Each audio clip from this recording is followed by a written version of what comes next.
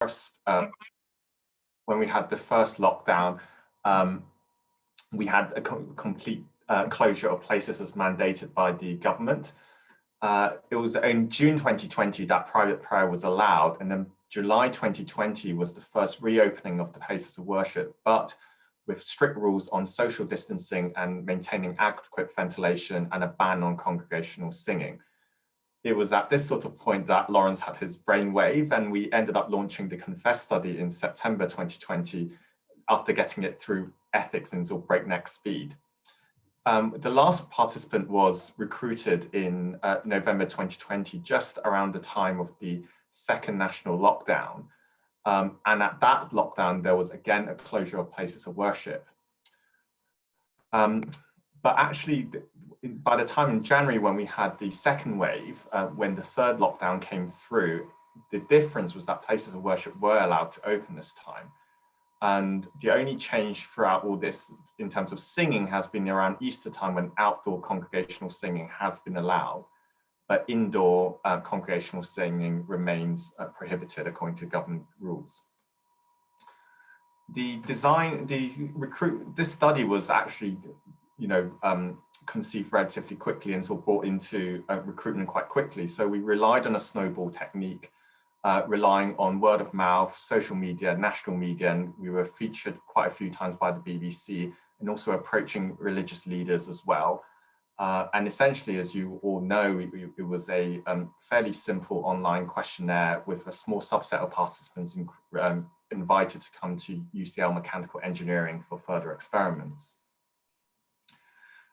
So in total, in the sort of just over 2 months this study was running, we managed to recruit over 1,000 people, of which just over 930 completed the surveys. The median age was 52 years, about 2/3 were female, and actually about 90% had completed at least undergraduate level university education. The largest religious denomination was Christians, followed by Jewish, and 92% were white British or any other white background. And you can see from the figure on the right that most of our participants were actually centered around London, and particularly northwest London, and then sort of around the southeast. Now, the first questions we sort of asked about were about face masks and sort of generally how people felt about them. And you can see that, when people answered about how comfortable they felt wearing a face mask, it was a pretty 50-50 split between people who found it more uncomfortable or very uncomfortable versus comfortable or very comfortable. And when we sort of looked at doing activities, for example, with speaking, this was slightly less for people comfortable with it, at 56%. For people feeling uncomfortable with speaking, and for singing or chanting, it changed to 61% for people feeling uncomfortable, or somewhat uncomfortable for that task. We sort of then flipped the question around, and we asked actually if you were told that you could sing or chant in your place of worship, abide by the other rules, for example, with ventilation and social distancing, but then you would have to wear a face mask to cover your nose and mouth, and how acceptable you'd find it. And actually, just under 80% of people would find that very or somewhat acceptable to have to wear a mask. That contrasts to sort of what we saw in the previous slide. And what was also interesting is that by this point, when most people had completed this questionnaire, it was probably common to wear masks for maybe 2-3 months or possibly even more. Most people had been wearing a mask for at least an hour or an hour or more, which would probably comfortably fit in with most durations of religious services in the UK. We also tried to look at what factors might influence mask acceptability, and the only thing that we found was actually age. We found that people under 40 were more likely to be accepting of masks, about 90%, compared to people who were greater than 40 years old. That was running at just under 80%, and that was statistically significant. If you could remember back in the survey, we actually had a lot of white space questions as well. And probably some of the more interesting things came out when participants could type their own comments and responses. With regards to mask acceptability, there was sort of certainly a strong opinions about people really wanting to sing whatever the limitations might there be. There was just a huge willingness for some people outlined in the survey to do that, you know, wanting to sing, any chance to sing, for example, and wanting to sing with restrictions. In contrast, however, there were, of course, people who found that not to be acceptable to have to wear a mask to sing.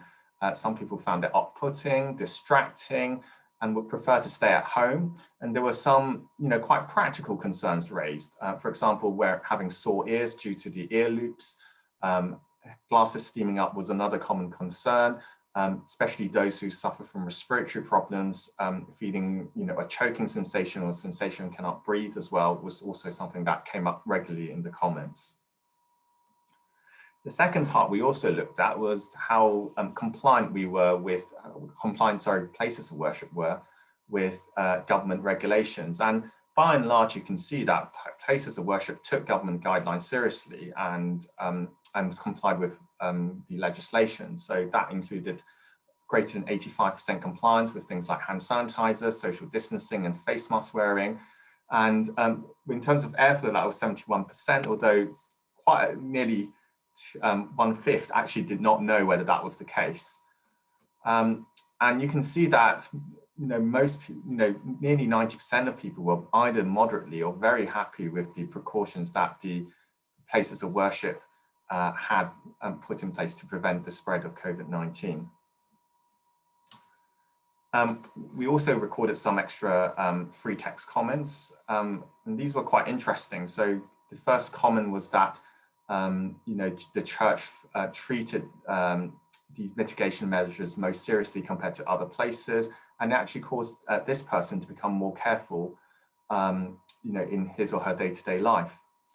But again, there's this theme also of having lost something with these restrictions as well. The loss of a community, for example, not allowed to do the other things attached with a religious service, for example, hospitality, socializing, events, for example, the idea that something was really missing despite, you know, places of worship being opened.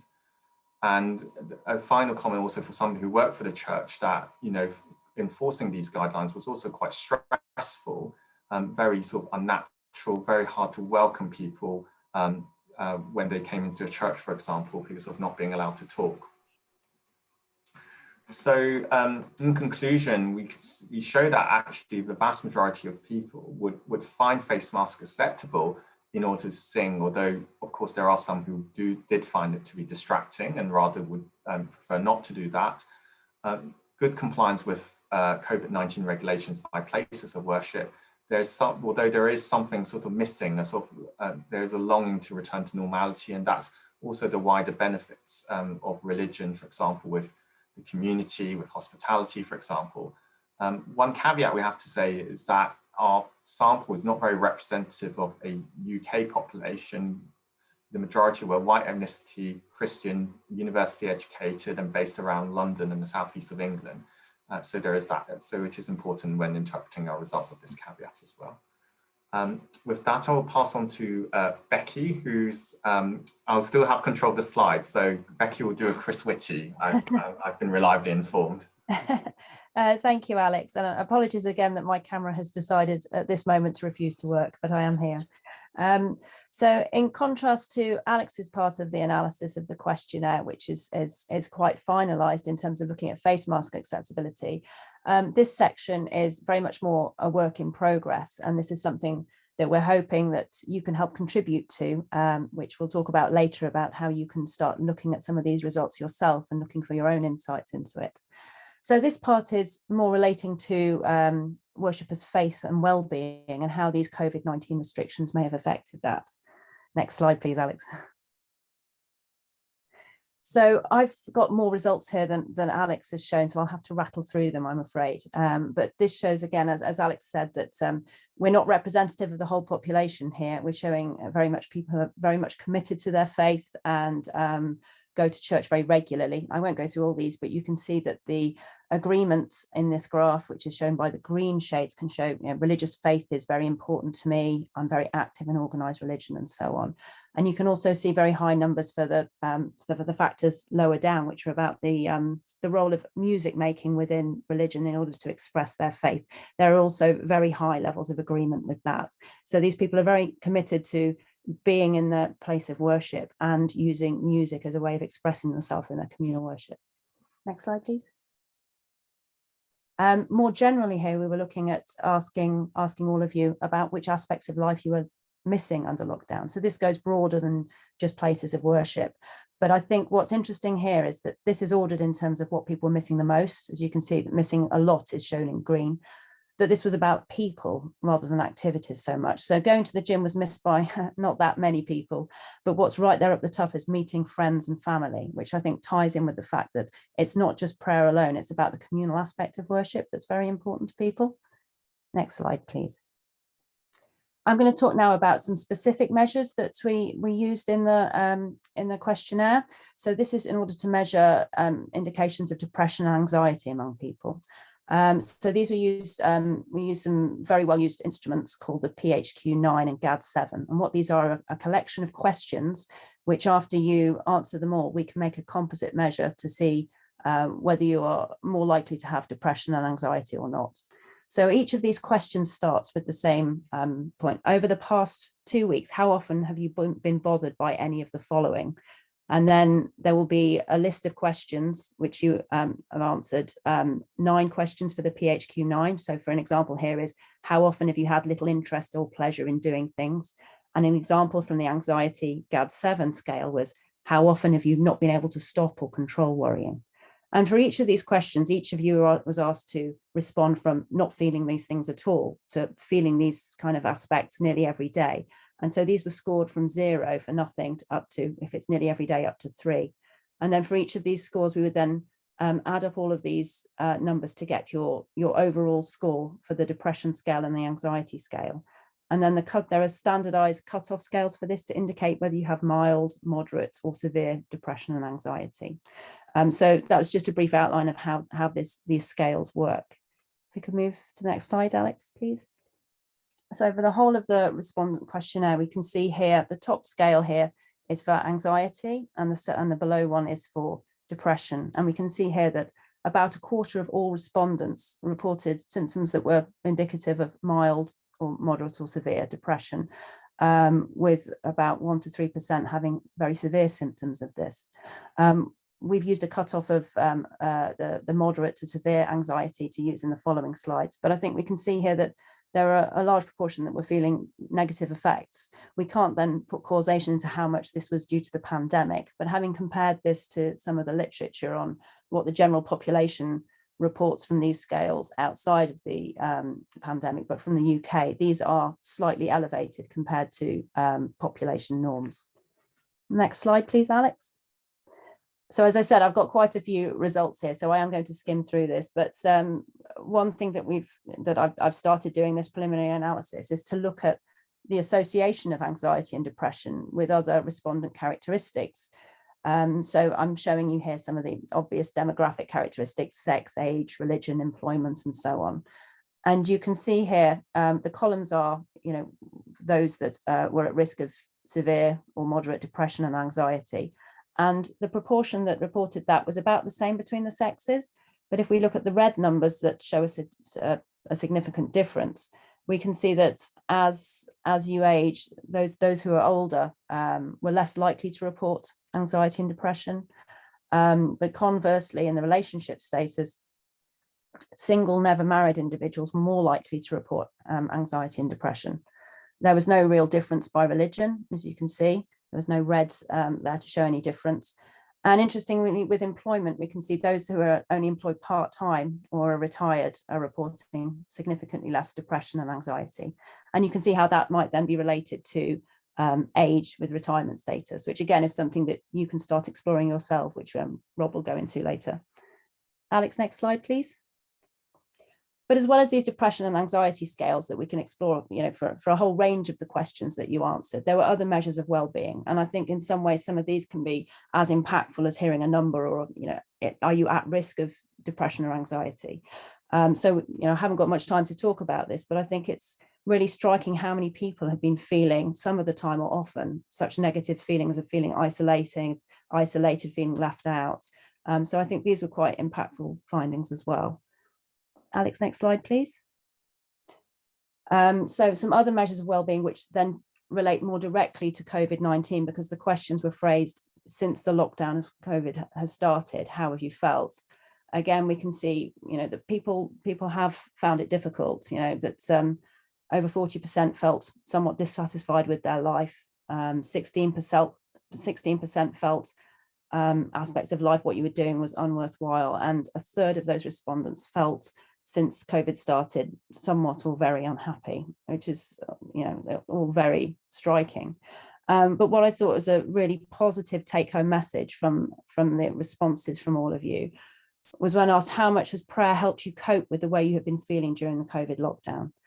That 3/4 of respondents felt that prayer had really helped them moderately or a great deal in order to cope with those negative feelings during COVID lockdown. Alex, if you can move on. And then relating that back to the depression and anxiety scales that I presented earlier, we can see here in the green on those 2 new columns that the proportions reporting moderate or severe anxiety or depression were much lower in these groups, significantly lower. And I think we can see there that prayer has helped individuals to cope and to make sure that, and to ensure that people have lower levels of depression and anxiety. And it shows the role that prayer has had. But obviously the restrictions are more than that, in that, prayer can be performed anywhere, whereas communal worship has been restricted. Next slide, please, Alex.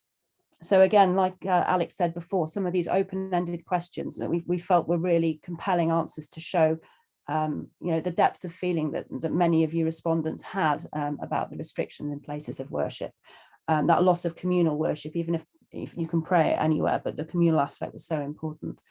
Communal singing and worship are central to my faith, and I feel the loss of it greatly. For me, it's probably the hardest thing about current restrictions. And the last one here, I felt real grief over the loss of singing. So people are using really emotive words, which really showing the depth of feelings that we had.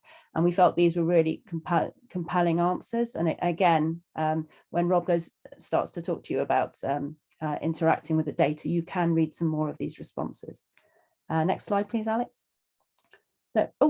So just in terms of conclusions, as I said, this is very much a work in progress that we would hope that you can also feed in your feelings now. You've obviously contributed to it by filling in the questionnaire.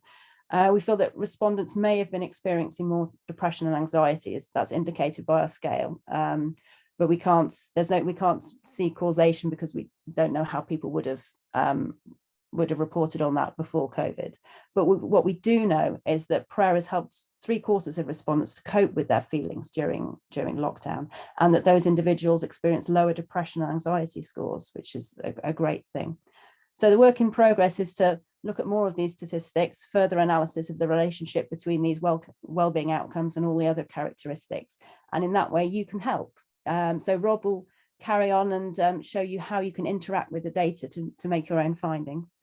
And finally, last slide, just thank you for your participation. We couldn't have made any of this analysis without you contributing to the questionnaire, and we'd love your help in the future with looking at our data. Thank you. Thank you so much, Becky and Alex. If you want to just stop sharing your screen. So, ladies and gentlemen, I'd just like to open for questions or comments for a few minutes before Becky's been sort of titillating you about what we're going to show you next. But before we get to that, I'd just like anybody who wants to say anything or ask anything or just comment, you just raise your hand. If I remind you from last week, you click on the reactions and then there's a thing in there saying raise hand. And then we'll call on you, can unmute yourself and say whatever you'd like to say, or you can put something in the chat. Nobody has yet, but you're very welcome to. So can I encourage people to make comments or ask questions about what they've seen? Do you believe what you've seen? Do you think we're a very skewed data set?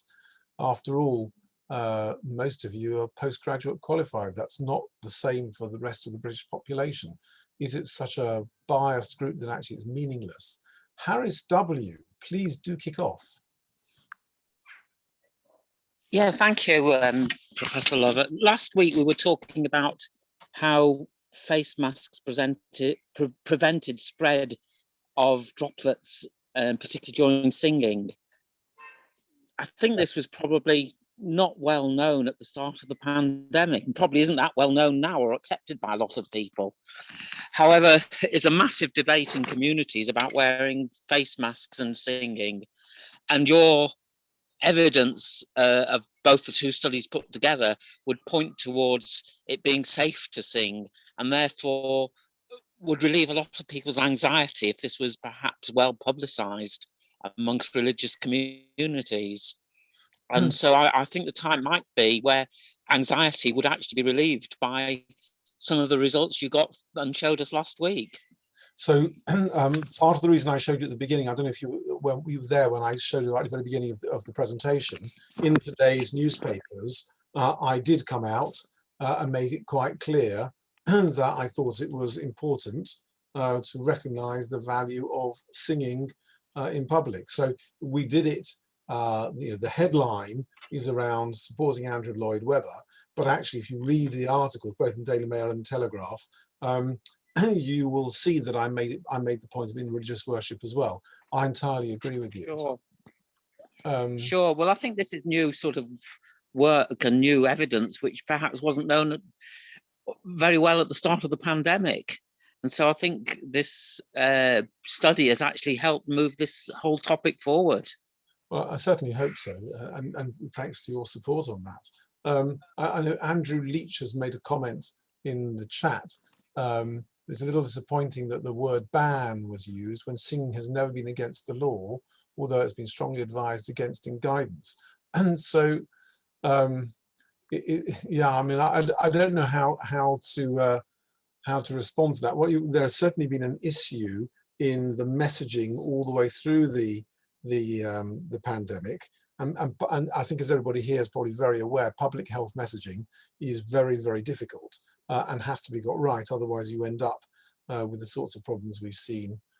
The feeling of loss and deprivation due to not singing are only getting worse as the restriction continues.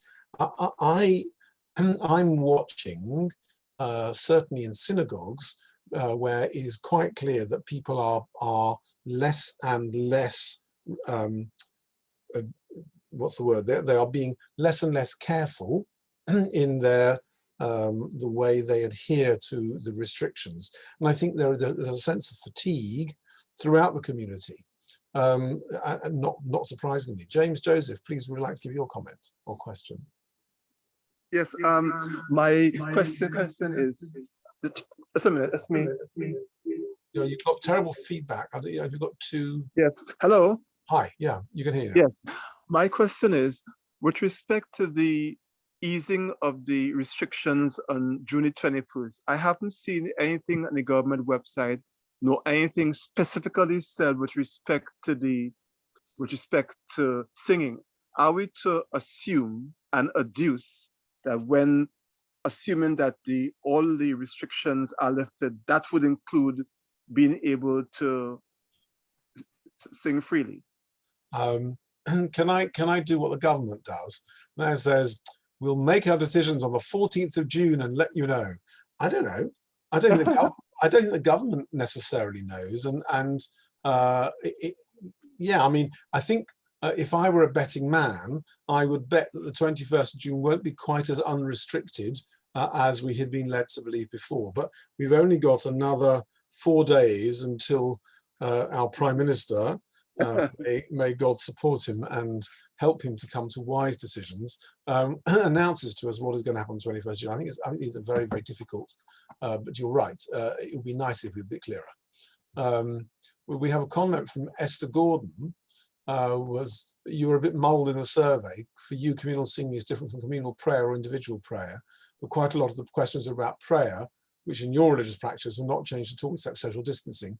and you're saying your church services are very different because you can't sing, but your prayer practice haven't changed at all, except there are fewer people in the building. So I should just point out what happened was I wrote the questions based on my own understanding and background. I did actually check them with my team. And Alex, I'm afraid, Alex was one of the people who read the questions. But it was very interesting because there were some questions that the team changed to try and make them more generalized. But it became quite obvious quite quickly that some people did not interpret the questions the way we meant them. And in fact, we did change the wording pretty fast to try and reflect the sorts of issues that Esther's pointing out, to make sure that we had captured what people wanted. Where they could go and didn't see. So those, I take the point. It's difficult. There's prayer. There is chanting. There is singing, and different religions do different things. And I certainly had not understood how much communal singing is a part of church services, whereas within synagogue services it tends to be a very small part, and it's wrapped up within the general prayer. We have some comments that current government guidelines state if worship takes place inside the congregation should not participate in an activity that can create aerosols, including communal singing, shouting, or chanting. And I think, and somebody points out Scottish rules may be different. And there's this issue, was that making it illegal or not illegal? Should, in government parlance, means it's not illegal, but we recommend you don't do it. Must is when it's illegal. Esther Gordon-Smith, would you like to make your comment or question? I was just, you answered my question. I was just saying thank you. Yes, I had guessed that it was a difference in experience of religious practice, and fair enough. But yeah, to sort of state clearly, I can't state highly enough how much we are all missing communal singing. Like, it really hurts, actually. But I am also trying to prepare my congregation, because I lead the music, to know a song we can sing in harmony, so that when we do get to sing together, it will be glorious. Oh, we look forward to, yes, I can see people clapping you, absolutely. Liz Curran's made the point that churches and their wardens and PCCs have a duty of care, so it'd be reckless to go against the guidance. And this is indeed one of the real problems. If the guidance is fairly clear and yet the evidence doesn't support it, what do you do? Well, in a pandemic where people's lives are at risk, you clearly have to follow the guidance. And that's part of the reason that, as I said to you last week, I said to the Deputy Chief Medical Officer I was not going to make a big deal about the fact that I disagreed with what they said. We have just a couple more comments. In Northern Ireland, the Presbyterian Church advises singing worship should continue to be governed by the principles of being softer, shorter, and less frequent than under normal circumstances, which suggests that actually Northern Ireland people are allowed to sing. We have Sharon Kane, please. Yeah, thank you. I want to pick up on what you just said about the Deputy Chief Medical Officer, because last week I found that one of the most helpful and inspiring things that you said. And I think that really shows your integrity, that even though you had this knowledge, you weren't going to muddy the waters. And I have found myself now in a situation, there's a verse in Paul's letter to Corinth that says, knowledge puffs up and love builds up.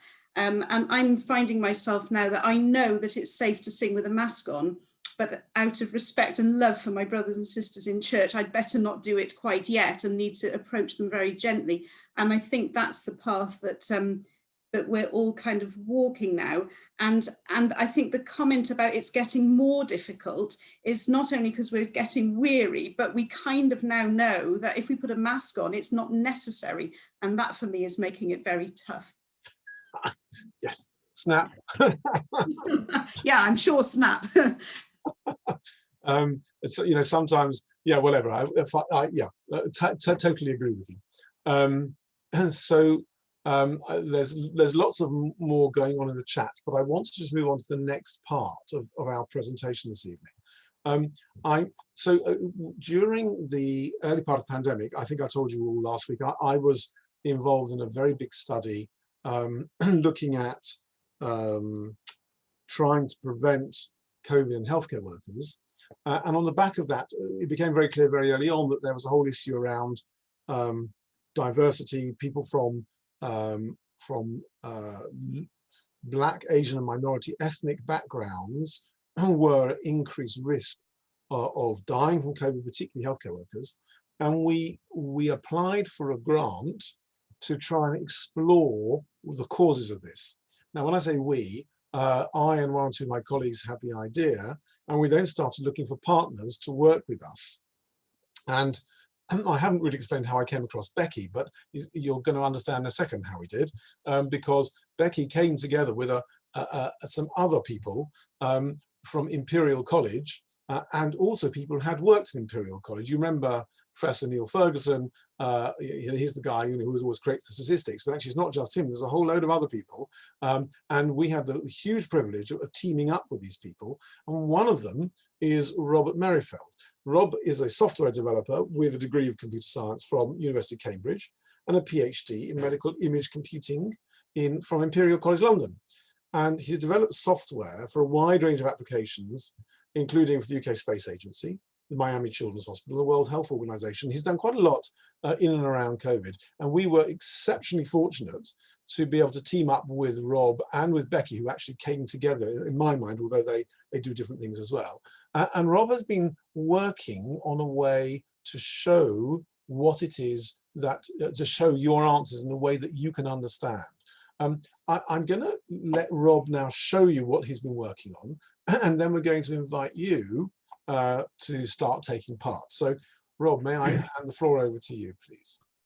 Okay, great. Can people hear me okay? Yes, can. Great. Okay, so when I first got involved in this particular study, I was presented with a very large spreadsheet, and there was an awful lot of data in there, and trying to work out meaningful messages from this data was hard. So we decided that we needed a different approach to be able to probe the data. So the output of this mini project is to present the results of this study in a way in which we can find some very interesting relationships. And we've been working very hard on this over the last couple of months, and we've just got this beta version of the site up and running. It's a website that's designed specifically for you, and it's called citizenscience.uk. And we've got our key element on this, which is the CONFESS study. And it's relatively straightforward. It first of all has a list of all the questions that were asked in the study. And in addition to the questions, it's got the answers so that you can remind yourself what the options were. And then importantly, we have the responses section. So hopefully you can see my screen, and what I'm doing is clicking on the different questions within the study. So in this particular iteration, we've got 174 questions, and it's possible to have a look at any of these questions and see how people have responded. And we've presented the data here in percentage terms rather than absolute numbers, but hopefully it gives a good idea of the trends that are appearing in the data. Now, I'm sure that after this session, you may find it interesting to go through some of these answers and spot some interesting patterns. But we decided that this was only a very superficial way to look at the data, and what we wanted was a much more probing approach. So we came up with this technique, and this has been quite an iterative journey, where we're able to look at any two questions simultaneously. And what we have here on the left is question A, and on the right we have question B. And what this technique allows you to do is have a look at how people have answered question A, and then see for each of those answers how they've answered question B. So that's quite a powerful thing to do. And I mean, this is a very simple example, it's trivial. So here we're asking what are people's age? And on the other axis, you've also got what is your age, and you can see this diagonal of 100%, which makes perfect sense. But where it gets interesting is where you put different categories against each other. So for example, here I've got on my question A, what is your age? And then question B, where do you live? And we can see a trend straight away that it's obvious that lots of people lived in London. And what we're able to do is see things like out of people who answered 40 to 50 in terms of their age, 30% lived in London, whereas for people 50 to 60, 32% lives in London. And so with this, it gives you a way of probing any question against any other question. So for example, we might, for our first question, have age, and then we can scroll down this list here to find a question that is interesting to us. So maybe the longest wearing of a face mask. And what we can see here is that we got this bright spot where 18 to 30-year-olds are obviously wearing face masks for a lot longer period of time than other ages. And so this approach of presenting data in a way we can ask any question and compare it to any other question, it gives us an idea of the relationship between questions. And one of the key things with this study is we didn't want to just do a bit of analysis on all the results that were coming through and then say, well, we've done our bit, that's it. What we thought would be really useful is to now hand this data back to you. And if you're interested, go through some of these questions and the relationships between them and see if you can find patterns that are interesting and are worthy of more investigation. And so we're making this website available to you now, citizenscience.uk. And what we'd be really grateful for, if you're interested, to put together any findings that you have in email form. Please feel free to take screenshots of interesting graphs and include those in your emails, and putting that to confess@citizenscience.uk. And what we will do is literally go through your findings and look into that ourselves. And there's going to be a follow-up session where we're able to go through some of the findings and suggestions, and hopefully we will be able to derive more from this data than we would have done if we'd just done it as a small group. So hopefully this will be very interesting to you. It's certainly fascinating seeing some of the relationships that become evident with this. I must say this is very much a cutting-edge project for us, so it is still slightly rough around the edges, and apologies for that. But what we are hoping is that we will get feedback from you, we will make improvements, introduce new features, and over time we're going to be growing this into a key kind of research asset for the country, which is our citizenscience.uk, which will enable the population at large to engage better with science. I think that during the pandemic, there's been a huge interest in science, quite rightly so, and getting the dialogue between the scientists and the population at large correct is obviously something that we all need to work on. So that's a summary from me. And yeah, I think I'm now passing back to Becky, who will talk a little bit more about some of the relationships. Is that correct? I think I'm done, but if you're done, okay. Apologies. Okay, my misunderstanding then. So maybe if we are able to take any questions about the website, and also any further discussion about what would be a suitable direction for this study, that would be really helpful. So Rob, do you want to, stunning, and you can see people are commenting how cool what we're doing is. And do you want to stop sharing the screen for a second? Yeah, sure. People's faces. And so, ladies and gentlemen, the point that Rob has made is we want your involvement. There is an enormous amount of information here. What Alex and Becky have already presented is going into a paper, which in fact has gone into a paper. Alex, where are we up to with the paper? It's just it's just with the reviewers at the moment, so it's in the, yeah. Right, so there is a paper that has been written which covers certainly everything you said. And Becky, how much of what you said went into that paper?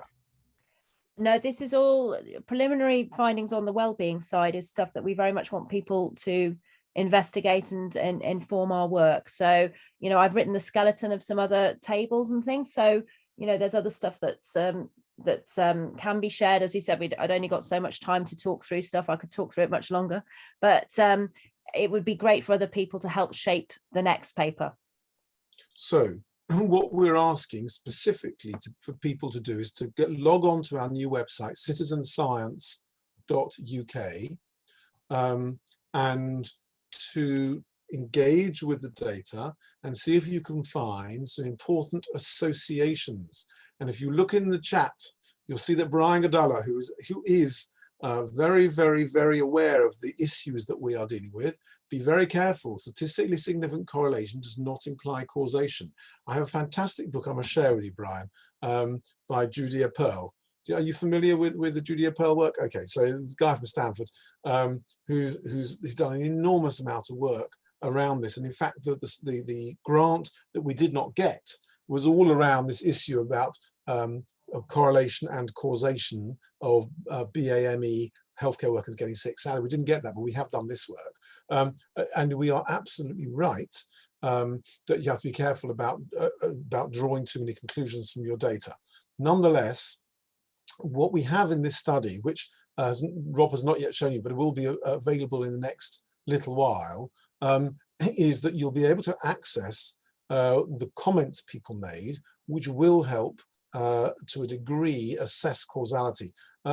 This is a piece of mixed methods research, so we have to be very careful with statistical analysis, but you can draw further inferences from the qualitative comments that people make.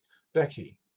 Yeah, I'd just say from that as well that yes, we've talked about this a lot, and you know, when I've done my statistics course as a postgrad, it was always talking about fishing exercises and that you shouldn't look for associations trawling through everything. But I'd say to that you know, I've given some background to the next analysis we're doing. I think we've all got some idea of what impact COVID restrictions, and in particular in places of worship, might have had on our well-being.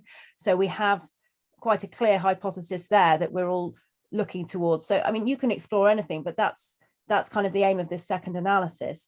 But like Rob said, we'd like to use citizen science more broadly and for other data sets in the future. And this can be used while a fishing exercise cannot show you exact causation, and some associations must, you know, are just down to chance. The fact that this will be very interesting in order to generate hypotheses and get to know the data and identify other useful things, which immediately Rob brought that up with face masks and age, and people were thinking about what reasons there might be behind it. So I think this is a very good way of starting conversations and starting analyses and research. Yeah, absolutely. So there's a couple of comments in the chat. Somebody wants to know, can they open it to family members? Sharon Kane, can you get your family members and friends involved in scrutinizing the data? Absolutely. We would love to open this up to as many people as possible. This is citizen science, hopefully it's the best. Please note, it's not citizenscience.co.uk, it's citizenscience.uk. And that's why, Rochelle, you're not finding it. It is live. And if anybody is able to look now, they're very welcome. There are there are many things that you could find in these data. Does anybody else like to make any comments? And Maurice, you made a comment, and I didn't quite understand what your comment was. Do you want to just explain that to us? Are you happy to go live for us, Maurice? Hi. The comment, are you referring to the one that I referred to, the Presbyterian Church, or are you referring to the one that's just appeared? The one's just appeared, but you can do both if you like. Well, no, the Presbyterian Church, I suppose, is the one.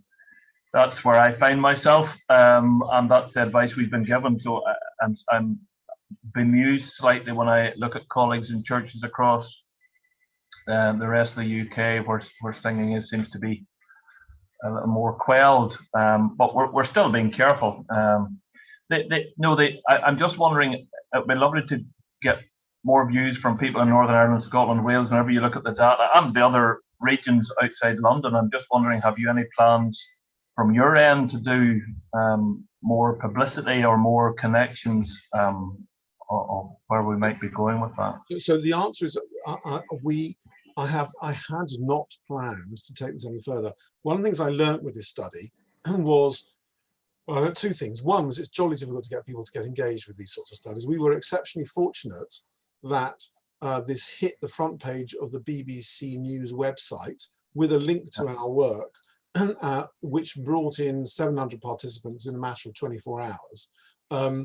And then we went on the news, and the news brought, I watched. So when we went live on the news, at 6 o'clock and 10 o'clock news, we got 3 participants. When we were on the radio, we got 1 participant. Because people could click on a link, they then participated. And I tried contacting, I sent emails, I put Facebook posts, I spoke to people, and I was always sure we will include all our communities. And I tried this for multiple communities, from multiple faiths, and actually it was singularly unsuccessful. The reason we were successful in getting 1,000 people in was actually because the BBC website gave a direct link. So if recruiting people to these sorts of studies turns out to be very difficult, even at the height of a pandemic. Remember, in that time, people were terribly keen to take part in stuff. Maurice, what's your thoughts? Well, it was the BBC website that brought me into it. That's how I picked it up. I just thought that sounds intriguing. I'm a chemistry teacher by day, and I help in the worship side during the weekend, and I'm involved with music in school. So it's interesting, the two sides of my life. In school, we're not allowed to sing, and yet on Sunday mornings we're singing under certain regulations. So I just have an interest in it, and I would love more people to, well, maybe they do know about it and have chosen not to make their views known, but it would be lovely to widen it. I mean, I've never done anything like this before, and it was quite challenging to get beyond the people who came with that BBC website. I'm not sure I would know how to do this, and I'm not sure that I have the energy to do it, because it's very hard work. Thank you for what you've done thus far. Thank you very much for thanking me. Nick, thank you for taking part. So Liz Curran made the point, are we effectively trying to get diverse brains to look at our data to see if we can see patterns that a smaller group will miss out on? Absolutely, Liz, that's the point. We've been a little group of people working. I mean, I have to say, my hats off to Alex and to Becky and to Rob for the huge amount of work that they have done in both creating the website, analyzing the data, writing the papers. It's been an enormous amount of work. But even with the enormous amount of work, it's only as good as the questions you ask. And we're only a small number of people. We will only ask a limited number of questions. We're giving you the data and anybody you wish to share it with, and see whether you or your friends or your family can spot new patterns in the data, which actually may be interesting. We're being asked how long you've got to look at. I should make one point, actually. We've had to be very careful to make sure that you cannot identify individual people. There are other ways of giving these data out. The way we've done it makes it impossible, we hope, to spot who any particular individual person is, and we've done that on purpose because otherwise we thought it might be possible to identify individuals, and we just didn't want to do that. In terms of how long we're going to give you, I would like to say 4 weeks initially, and in that 4 weeks we'd like you to have a look, come up with some ideas, and then email us back. Now, Rob, do you want to just show people how on the website, how they can work out what to do? I know we're not quite there yet, but do you want to just give people a clue as what they're supposed to do, Rob? See, I was on mute. So you're talking about how they operate the website, or how they feed back. So, oh, right, okay. Well, the feedback mechanism at the moment, it is very straightforward. It is just to compose a email to us. And this can be as short as "I found this interesting relationship," or if you've got time and energy on this, you can probe in the data and write a number of paragraphs and include screenshots and so on. So yeah, at the moment, the feedback mechanism is email, but then we would be having a follow-up session where we're able to talk through any key points. And the email is actually on the front page of the website, isn't it? Yes, that's right. Yeah, so that's confess at citizenscience.uk. So we've got Heather and Martin. Experienced market research. We're happy to take part in interviewing people when it's safe again. Aha, that'd be really interesting. Interviewing people directly. That's right.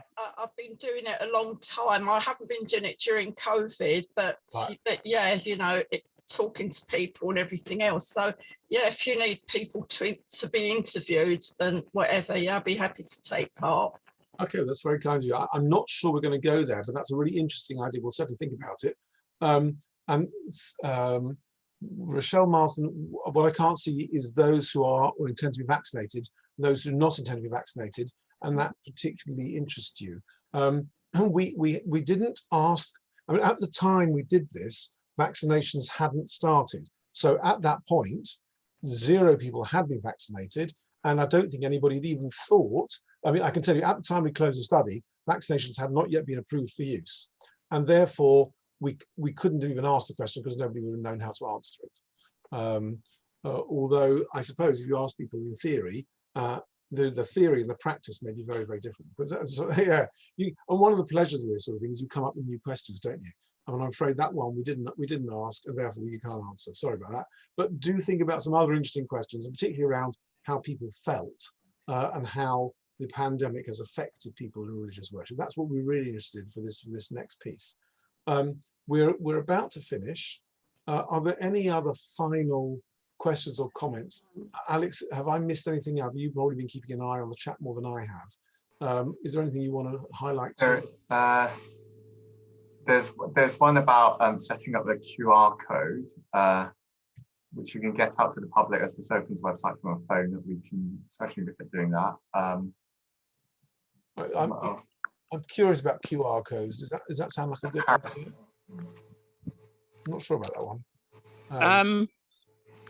We use them for work, and it's the latest way. I'm not quite sure how you set them up, but it's some sort of computer coding. You just point your phone at them and it opens up a website. I suppose the problem is because where we've got to so far, this analysis will really only work on a tablet or on a PC or a proper screen. I don't think it'll work. Well, it won't work on your phone. It does, but it's just too small. Rob, yeah, I'm right. That is correct. Yes, I mean we do have plans with the Citizen Science website, and we are very keen to get your feedback on usability and interesting features that you think we can put in. So please do send us emails. Okay, so there you go. That's something else put in your emails. Okay, so brilliant ideas. Tell us. Yes. There was one asked by Esther a bit earlier on about, it says, very cool, doing similar stuff at my work in construction. Are you proposing to run any machine learning /AI on this? Aha.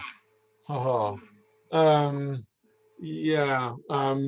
So I one of my other little hats is about AI in medicine, you have to be really careful. I teamed up with a world leading AI expert to do some work around cancer, and she wants to impress me. So she had this fantastic cancer data set and did some AI analysis. And as usual, the old adage, rubbish in, rubbish out, she did some brilliant analysis, and what came out was absolute rubbish because she hadn't necessarily started in the right point. The AI per se won't get you anywhere. It's about asking the right questions. I'm happy to have a conversation about this offline, but I'm not sure what to do from an AI perspective with these data, but we'd be very interested if you've got ideas to make sure that we could, in theory, use machine learning approaches, but we'd have to have the right sort of questions to ask up front. I think we're at 9:30.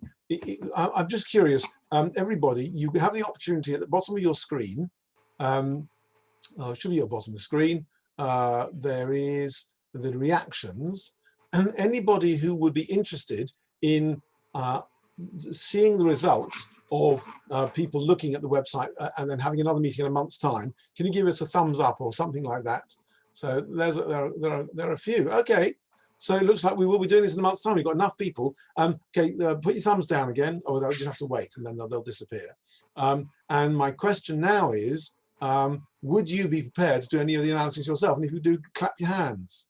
So hand clapping, that's the one on the left. No, you have to do it on the bottom on the screen. Press on the bottom of the screen and clap hands. Okay, we've got some people. Fantastic. Well, I reckon there won't be quite as many people next time, but we will invite you all in a month's time or something like that. So thank you all so much for joining us. Have a wonderful evening, and we look forward to seeing some, many, or all of you in about a month's time for the next instalment of the CONFESS study, Outputs from the Website. Thank you so much for joining us, ladies and gentlemen, and thank you so much to my team for all the hard work you put in. You've been absolutely fantastic, and I really enjoyed working with you. Have a very good evening, everyone. Thank you. Thank you. Bye. Bye. Bye. Thanks, Lawrence. That was excellent. And the rest of the team. Thank you very much. We really enjoyed it.